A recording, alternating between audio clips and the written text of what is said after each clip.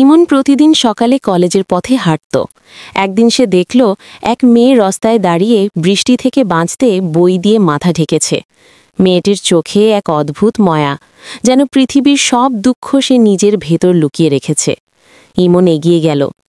তুমি ভিজে যাচ্ছ, আমার ছাতাটা নাও। সাদিয়া একটু হেসে বলল, না দরকার নেই, আমি অভ্যস্ত।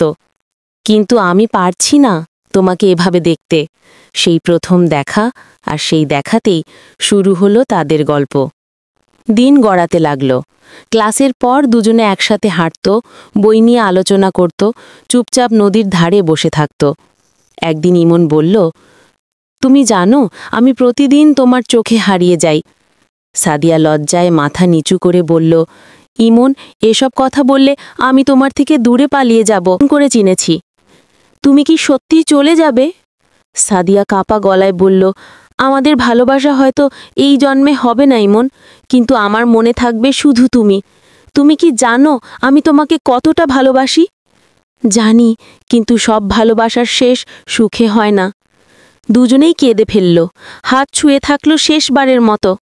তারপর বছর কেটে গেল। ইমন বিদেশে চলে গেল জীবনের তাগিদে।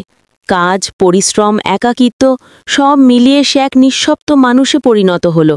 প্রতিদিন রাতে বারান্দায় বসে সাদিয়ার কথা ভাবত।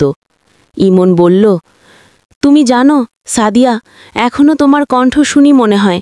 তুমি নেই, তবু আছো আমার ভেতর। একদিন হঠাৎ সে খবর পেল সাদিয়ার বিয়ে হয়ে গেছে।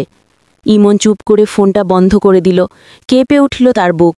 ইমন বলল, শুভ হোক তোমার জীবন সাদিয়া। আমি শুধু চেয়েছিলাম তুমি সুখে থাকো, এমনকি সেটা আমার সঙ্গে না হলেও। বছর 5 পর একদিন তারা আবার দেখা পেল, রাস্তায়, হঠাৎ পুরনো সেই শহরে। সাদিয়া তার সন্তানকে কোলে নিয়ে দাঁড়িয়ে, আর ইমন তার চোখে তাকিয়ে হাসল। ইমন বলল, তুমি ভালো আছো তো? সাদিয়া চোখ নামিয়ে বলল, হ্যাঁ ভালো আছি। তুমি? ইমন বলল, আমি এখনও তোমার চোখের মতো কাউকে খুঁজে পাইনি। সাদিয়া চুপ করে গেল, চোখে জল এসে গেল, কিন্তু মুখে হাসি রাখল। সাদিয়া বলল, ইমন, ভালো থেকো, আমাদের গল্পটা এখানেই শেষ হোক। ইমন মাথা নিচু করে বলল,